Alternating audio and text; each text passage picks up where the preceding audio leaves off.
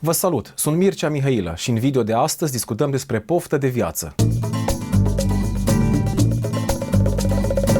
Da, ați auzit bine, poftă de viață. Este blogul invitatului meu de astăzi, respectiv Ana Maria Rău. Bine ai venit, Ana Maria! Bine te-am găsit, Mircea. Mă bucur că sunt aici.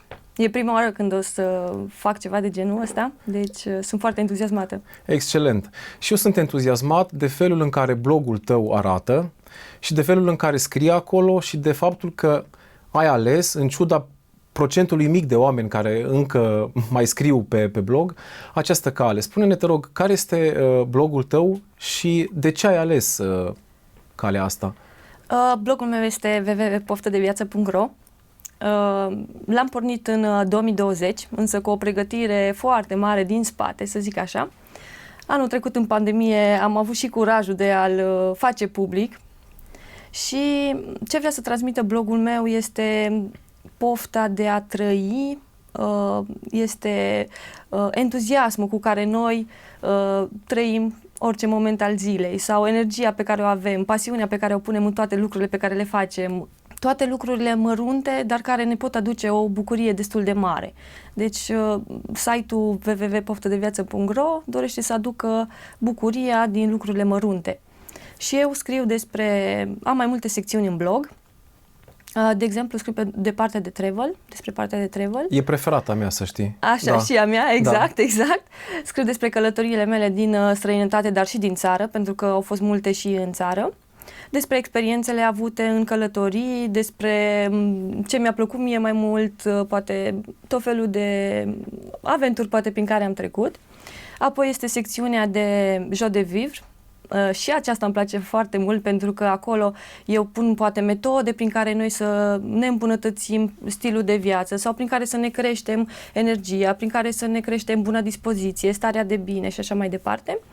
Și la fel o parte importantă a blogului pe care am dezvoltat-o foarte mult în ultima perioadă este aceea de inspirație. Și ideea din spatele acestui titlu vine din faptul că mie îmi place să văd lucrurile bune în oamenii din jurul meu. Adică am observat că noi, poate cu toți avem tendința asta de a idolatriza sau de a plăcea foarte mult, de a ne lua exemplele din exterior, din vedete, din influenceri acum, din persoane poate pe care nici nu le cunoaștem personal. Și atunci eu, în partea de inspirație, am vrut pur și simplu să apreciez sau să văd frumosul din oameni din jurul meu, din oamenii pe care îi cunosc personal și de la care am ce învăța. Și recent, anul acesta, am avut un proiect foarte fain, s-a numit 7 file de poveste, 7 zile de poveste. Foarte tare. Da, în care timp de 7 zile... au fost 8, de fapt. Exact, au fost 8 până la urmă, exact. Și am încercat, așa, timp de 7 zile să scriu câte un articol, câte o femeie care are o anumită poveste în spate și de la care atât eu cât și publicul are de învățat. Și a ieșit ceva foarte frumos, adică niște povești despre care nici eu nu știam, nici poate prieteni apropiați al acelor persoane nu știau. Și de aceea îmi place mult partea de inspirație, adică să vedem, să recunoaștem și să apreciem oamenii din jurul nostru atunci când ei fac ceva bine și nu să vedem tot timpul partea negativă sau să judecăm întâi. Este un bun imbold și poate o practică bună pentru toți. Te felicit pentru că ai zis că pandemia ți-a făcut răgaz ca să lansezi acest blog. Ți-a mai adus pandemia, pe de altă parte, încă ceva în viață. Da, exact. Cel mai mare cadou. Da.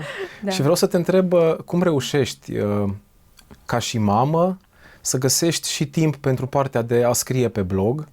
Pentru că cred că e o provocare, nu pot să-mi dau seama cum îți faci timp, cum sculptezi și timp pentru partea asta. Este o provocare, dar acum centrul universului meu este bebelușul nostru Filip.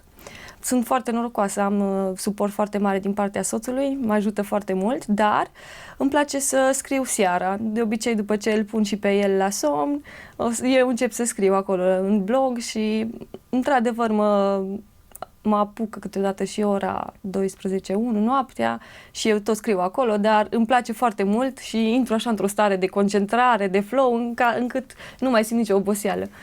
Și am început deja să-l luăm și pe el, să-l includem în activitățile noastre, în plimbări, deci... Am văzut pe ușor, Facebook, ușor, el este pofta noastră de viață. Uite, te întreb, în social media, scrisul este o cale tot mai rar întâlnită. Cum de ales partea asta de a transmite prin scris mesajele tale și ideile tale? Da, ai dreptate și eu m-am gândit la acest aspect atunci când am lansat blogul, dar îmi place să scriu, îmi place să fac asta și am, de exemplu, un jurnal pe care îl țin de la vârsta de 14 ani, încă scriu în el și acum. Mi se pare Practic, că ai o putere un, prin scris. Ești un blogger cu experiență. Spunându-mi da, exact, asta, trag personal. concluzia, da, exact. că scrisul ți-a apărut de vreme în viață ca și practică. Da, se și vede aspectul ăsta. Mulțumesc. Și eu îi chiar încurajez pe toți cei care ne urmăresc să-ți viziteze blogul, pentru că sunt lucruri foarte utile, mai ales partea de travel pentru mine, care eu sunt un împătimit al călătoriilor doar în zona de gând. Pentru că programul nu îmi permite de multe ori să călătoresc poate cât aș vrea. Da. Din păcate am călătorit destul de puțin până acum, dar e interesant că poți lua informații foarte utile dintr-un loc, de la un om care a experimentat niște lucruri și te poate scuti de foarte mult timp, de foarte multe căutări, cu informații puse pe tavă, practic. Asta face blogul tău. Da, exact. Și eu, la rândul meu, fac asta. Înainte să plecăm undeva, îmi place să mă documentez, să cercetez și atunci și eu poate citesc alte bloguri din care mă inspir ca și destinație. După care venim și scriu despre ele. Îmi scriu ce mi-a plăcut foarte mult, ce aventuri am avut acolo, poate cât ne-a costat, care au fost activitățile pe care le-am făcut și experiențele pe care le-am avut în locurile respective. Dar călătoritul este ceva de care eu m-am îndrăgostit și care creează cumva dependență, adică am învățat foarte multe lucruri și consider că m-a dezvoltat foarte mult partea de călătorit. Și de aceasta am și ales să fac blogul, în mare parte despre călătorii, însă pentru că anul trecut a avut efect cumva negativ asupra călătorilor, normal că am început să scriu foarte mult și în celelalte secțiuni. Secțiuni, dacă ar fi să oarecum iau o secțiune de la tine de pe blog, da, pe care să o găsesc și la mine pe vlog, este partea de interacțiune cu oameni. Am apreciat foarte mult că la tine pe blog sunt multe povești ale oamenilor din comunitatea sibiană care fac lucruri faine și mi-a plăcut că i-ai expus în blogul tău, bineînțeles, din punctul tău de vedere și din optica ta, astfel încât să poată afla cât mai multă lume despre ce lucruri frumoase se întâmplă în oraș de la oameni care au inițiativă și poate ori au mici activități, ateliere sau au mici proiecte culturale care efectiv îmbogățesc ce se întâmplă în oraș. Cum de ai ales partea asta legată de oameni? Uite, ideea mi-a venit într-un moment în care eu eram la plimbare cu Filip, eram prin pădure. Deci se întâmplă ca inspirația să îmi vine atunci în momentele în care sunt foarte relaxată. Gets lost. Exact. Da. Ana gets lost, sunt foarte relaxată și atunci îmi vin idei, pur și simplu. Și atunci când mi-a venit ideea de a avea cele 7 povești și de a expune acești oameni care fac niște lucruri minunate în comunitatea noastră sibiană, mi-au venit direct și niște nume în cap.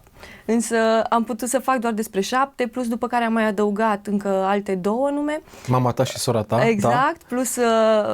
Plus și cele cu cei 2 bărbați pe care am adăugat, tocmai pentru că aceștia, cum ziceam, aduc lucruri frumoase și se leagă cu poftă de viață. Adică tot ce am scris acolo, cumva ne fac să trăim mai intens, să trăim în prezent. Sunt activități pe care dacă le facem, ne crește starea de spirit. Da? Și am descoperit și eu, îi cunoșteam personal pe toate acele persoane cu care am vorbit și totuși am avut surprize plăcute din partea lor prin ce întrebări le-am pus. Și unele articole m-au lăsat și pe mine efectiv cu pielea găină, să zic așa. Foarte tare, da. Foarte tare. Schimb un pic subiectul. Tot timpul am avut curiozitatea, mai ales când ai lansat blogul, pentru că noi ne cunoaștem de câțiva ani, de la nunta voastră, dar când ai lansat blogul, nu am știut ce legătură are logo-ul cu blogul. Ai un mac, oare, ca și logo? Sper să nu greșesc. Da, este o floare, un mac. Reprezintă iubirea, să zic, mai profundă, însă și efemeritatea lui, adică trecerea timpului, să zic așa. Și atunci mă gândeam că pofta de viață, să să simți cu adevărat fiecare moment al vieții tale, pentru că oricum ea trece și timpul trece și așa că să ne bucurăm de prezent. Foarte tare. Da. Am lămurit cu logo-ul. Sunt curios în cazul tău a unui blog. Pentru că în cazul unui vlog la mine, cifrele vorbesc, nu am multe vizualizări, dar merg în față. În situația ta, a unui blog, cum măsori succesul unui articol sau a blogului întru totul, ca și proiect? Unul la mână, prin numărul de utilizatori sau de viewer ai blogului. Este o cifră care mă interesează într-adevăr. Apoi durata medie de citit, cât stă omul pe blog, și mai urmăresc, de exemplu, din ce surse intră persoanele pe blogul meu, dacă fie de pe Facebook sau din alte surse. Alt indicator ar fi și locația de unde sunt cititorii, pentru că în funcție de asta poate îmi găsesc și eu subiectele, doar că, sincer zic, eu nu prea urmăresc, pentru că nu sunt o fire atât de analitică, să zic, și mă interesează mai mult decât numărul de utilizatori. Poate mă interesează ca blogul meu să crească așa, natural, firesc, organic. Nu vreau să fie oameni reali în spatele click-urilor și să știu că oamenii citesc și asta mă bucură mai mult. De exemplu, dacă primesc feedback-uri sau mesaje de încurajare și de apreciere de la oamenii care au citit un articol, asta mă bucură cel mai mult, chiar dacă numărul de utilizatori poate este unul mare sau unul mai mic. Deocamdată, oricum, sunt mulțumită ca și număr de utilizatori, să zic. Te întreb strict din curiozitate.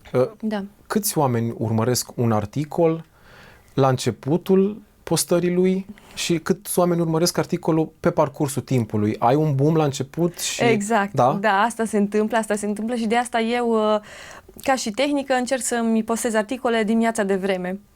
De ce? Pentru că oamenii tot timpul sau cumva dimineața și-au telefonul, eu îmi postez articolul, după care îl promovez și pe Facebook și pe Instagram, pe aceste rețele de socializare, și știu că oamenii dimineața își verifică telefoanele. Și au și timp, poate exact 5 minute, că eu cam așa scriu articolele, să fie destul de scurte și cu poze. Apropo, bravo! Ușor de citit. Bravo! Da? Articolele sunt atât de ușor digerabile, da, și rămâi cu idei atât de puternice încât ce ai spus este perfect. Da, asta încerc să fac, pentru că știu, cum ai zis și tu, ideea de blog nu mai este atât de, să zic, de nou sau de în actualitate acum. Și atunci încerc să fac articolele de interes, să fie de interes pentru publicul meu, să fie ușor de citit, practic maxim 5 minute de citit, și să fie tot timpul am ceva vizual, am poze în unele articole foarte multe, pentru că nu știam ce să aleg. Deci, chiar dacă blogging-ul este cumva, cum ai zis și tu, un semn galben, mie îmi place să scriu și încă mai citesc și ziare și reviste, deci... Oricum, e o diferență mare între partea scrisă și partea vizuală. Da. Ce planuri de viitor ai cu acest blog? Unde vrei să-l duci? Am obiective așa împărțite pe termen scurt și pe termen mai lung. Dintre obiectivele pe termen scurt îmi propun să reușesc să postez câte un articol săptămânal, astfel încât să am un standard al postărilor și oamenii să se învețe cu asta și poate chiar să crească numărul de cititori. Aș vrea de asemenea pe termen scurt să găsesc și alți autori pentru blogul meu, adică nu aș vrea să fiu singura care scrie pe blog, ci să găsesc poate 2-3 oameni cu care să rezonez, care să trăiască la fel ca și mine și astfel să-și împărtășească și ei ideile. De exemplu, mi-ar plăcea să găsesc pe cineva sub vârsta de 20 de ani și pe cineva cu o vârstă mai mare, de exemplu peste 50, astfel încât să cuprindem toate categoriile de vârstă. Pofta de viață vine diferit sau se declanșează diferit pentru diferite vârste și de asta m-am gândit la ideea asta. Apoi, pe termen lung, aș vrea într-adevăr să trec pe partea de visual, de video, poate de podcasturi, de vlogging, doar că nu o fac încă pentru că nu consider că am cunoștințele necesare pentru asta. Atât în editare cât și în tehnica din spate, să zic. Știi ce concluzie am vis-a-vis de ce spui? Cred că e mai important mesajul decât tehnica. Dacă urmărești YouTube-ul, sunt YouTuber care filmează cu telefonul și au milioane de vizualizări și sunt YouTuber care își amenajează studio și își cumpără camere și fac tot felul de chestii și nu trec de 1000. Da. E important mesajul. Oamenii cred că caută un mesaj bun în primă fază și informație bună, dacă o și expui într-o manieră profesională, ai de câștigat mai mult. Dar eu te încurajez să începi, Da, mulțumesc. pentru că cred că ar fi chiar o experiență interesantă, mai ales partea cu călătoritul și cu plimbările în natură. Asta îmi doresc foarte mult. Aș vrea, am un pic de, nu știu cum să zic, frică, nu-i curajul atât de mare pentru lucrul ăsta, dar o să lucrez aici și cred că în curând o să încep să fac și treaba asta. Da. Dacă ai da un sfat unui om care începe un blog mâine, ce i-ai spune? De ce ar trebui să țină cont? De ce ar trebui să se ferească? Care sunt elementele pe care tu le-ai învățat în experiența ta? În primul rând, să înceapă. Cum mi-ai spus și tu mie înainte pentru vlogging, să înceapă pentru că lucrurile o să se mai regleze și pe parcurs, dar să investească poate timp și bani, dacă e cazul, sau să apeleze la specialiști.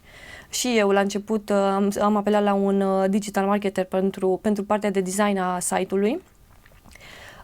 Ca și pași pe care i-am făcut și eu la început a fost faptul că m-am gândit la ce vreau să transmit prin blog, da? Care este titlul blogului. Aici mi-a luat destul de mult timp până am ajuns la ideea asta. Apoi să se gândească la un domeniu normal, la o structură a blogului și la un stil de a scrie, pentru că și acolo sunt mai multe.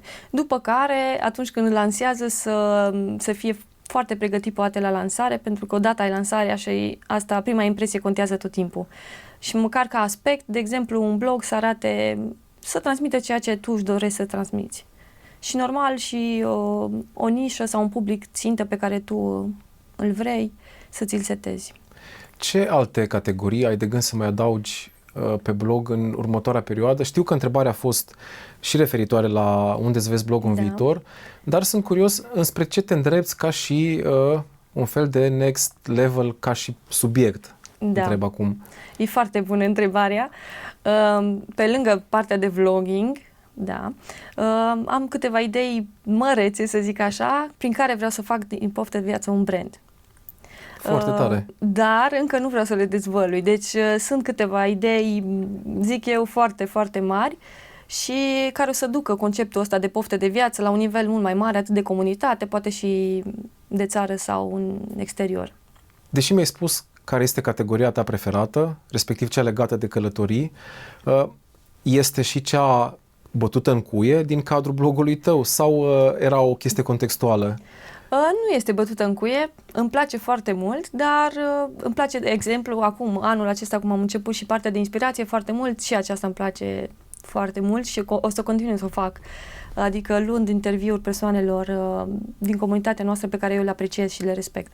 La partea asta cu inspirația și cu tot ce am discutat până acum, ai pomenit foarte mult de bucuria ce vine din lucrurile simple, mărunte. Exact, da. Cum găsim bucuria asta în lucrurile simple? Pentru că, de exemplu, eu sunt o persoană atât de complicată încât lucrurile simple mă plictisesc. Exact, asta se întâmplă, da. Nu ajung la un cumul de bucurii sau satisfacții din lucruri simple. Și te întreb, tu cum procedezi sau care este...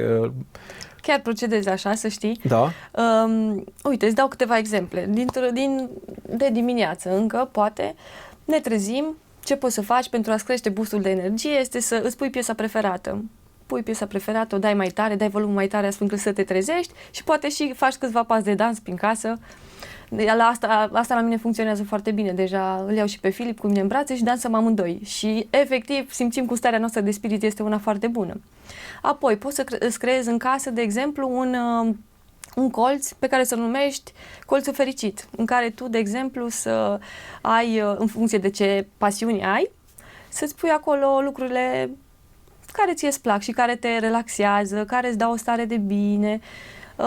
Ce mai putea face? Sportul este o metodă care nu ne costă nimic și care ne ajută foarte mult și ne ridică pofta de viață.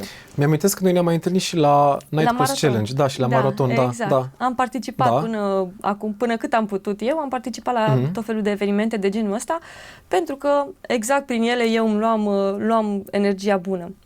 Și pur și simplu lucrurile astea mărunte de care ziceam nu ne costă nimic dacă ne dăm seama. De exemplu, să ținem aproape oamenii dragi, oamenii cu care rezonăm, să avem relații autentice și să fim alături de oameni care ne încurajează, ne ridică.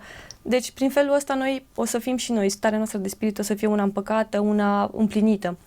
La fel, dacă porți o conversație, de exemplu, să porți o conversație meaningful cu cineva, să discuți despre viață, despre sensul vieții, o să vezi că după aceea, după momentul ăsta, o să te simți ridicat cumva.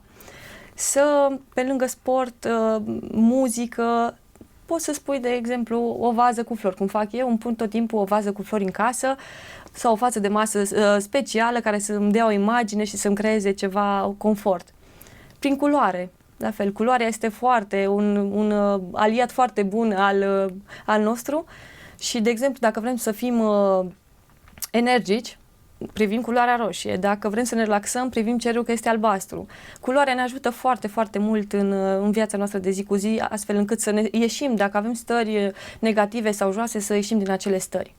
Pofte de viață, practic, nu reprezintă un site prin care totul e roz, să zic așa. E normal ca noi oamenii să avem stări joase, să nu avem chef, să nu avem pofte de viață. E normal.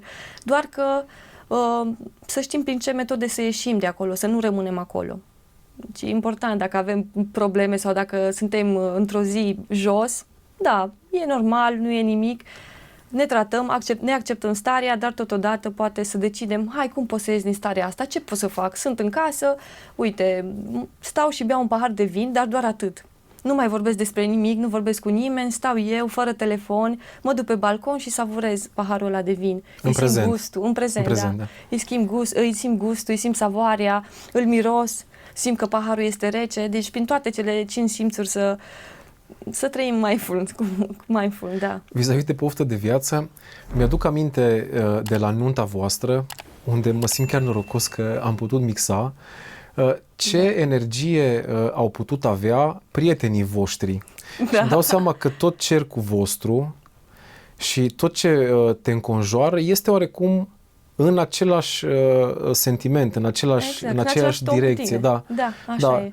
E foarte tare. Acum fac niște legături pe care înainte să avem discuția asta nu le puteam corela și înțeleg mult mai multe lucruri. Da. Voi mi-ați atras atenția în mod special și prin felul în care, să zic așa, tot le legat de pofte de viață, ați făcut niște pași vis-a-vis de evenimentul vostru. Mi-aduc aminte, cununia a fost pe mare. Pe mare, da. Exact. Foarte tare. Da. Foarte tare. A fost ceva dorit de noi, poate nici în vise, de fapt, nu mi închipuiam eu la un moment dat că o să facem asta, dar a fost un lucru poate foarte, foarte binevenit și am fost prezenți, adică prin faptul că noi am fost acolo, toată ziua aceea am trăit o stare de prezență și de împlinire și de frumos. Efectiv, da. Da, foarte tare. Și plus că la nunta noastră, datorită ție, cred că am avut energia aia cu toții, pentru că nu ne-am putut opri, nu ne puteam stăpâni din a dansa și din a ne simți așa foarte, foarte bine. Eram efervescenți toți. Era o stare foarte comună, așa de bine. Și atunci... Da, cercul vostru de prieteni, într-adevăr, este super energic. Da. Haideți să vedem întrebarea pe care tu o ai pentru mine, pentru că eu la fiecare video pe care îl fac, am obiceiul ăsta ca invitatul să adreseze și el o întrebare. Eu întreb destul de multe chestii și sunt curios și tu ce vrei să afli de la mine. Am multe întrebări, dar una cu care puteam să ne legăm înainte, că tot discutam, era tu cum ai reușit în perioada asta în care nu au fost evenimente sau au fost puține evenimente față de cu ce erai tu obișnuit cu stilul tău de viață. De unde ți-ai luat energia, boostul, de unde ți-ai luat... Cum ai reușit să treci, poate, sau să te ancorezi la ce te-ai ancorat în perioada asta în care a trebuit să te redirecționezi? Pentru că tu, din ce am văzut eu, la evenimente ești foarte pasionat din ceea ce faci. Pui pasiune, pui energie, te încarci de la oameni când îi vezi că sunt atât de bucuroși și atât de fericiți. Și mă gândeam la tine, ce ai făcut? Cum ai făcut? Să știi că exact partea asta e și răspunsul pe care poate aș fi vrut să-l dau. Da. Exact asta ne-a lipsit, nu doar mie, tuturor celor din industria asta, pentru că, cel puțin din punctul meu de vedere, nu mă duc acolo doar dintr-o dorință materială, deși aș fi ipocrit să contrazic faptul, pentru că din asta și trăiesc tot timpul. Dar eu sunt și în zona în care dacă nu fac un eveniment și nu am interacțiunea asta cu oamenii, deja îmi simt, cum ai spus și tu, bateriile descărcate. Am avut și anumite satisfacții. De mult îmi doream să pornesc canalul de YouTube și am avut timp în pandemie să amenajez studioul. Din păcate, tot pandemia m-a făcut să-l opresc în iarnă. Când am mai avut evenimente, studioul fiind și un pic măricel, costurile de încălzire sunt destul de mari. Dar uite, acum am repornit odată cu căldura și văd că au repornit și evenimentele și abia aștept să pun și videouri de la evenimente, că ăsta este și un scop pentru care am făcut canalul. Să arăt locații, soluții tehnice pentru locațiile respective, astfel încât clienții să poată să vadă implementarea evenimentului din toate punctele de vedere și să știe exact în locația lor ce putem face, cum putem face, pentru că lucrurile diferă de la restaurant la restaurant sau de la locație la locație. Da, exact. Așa că asta e răspunsul meu.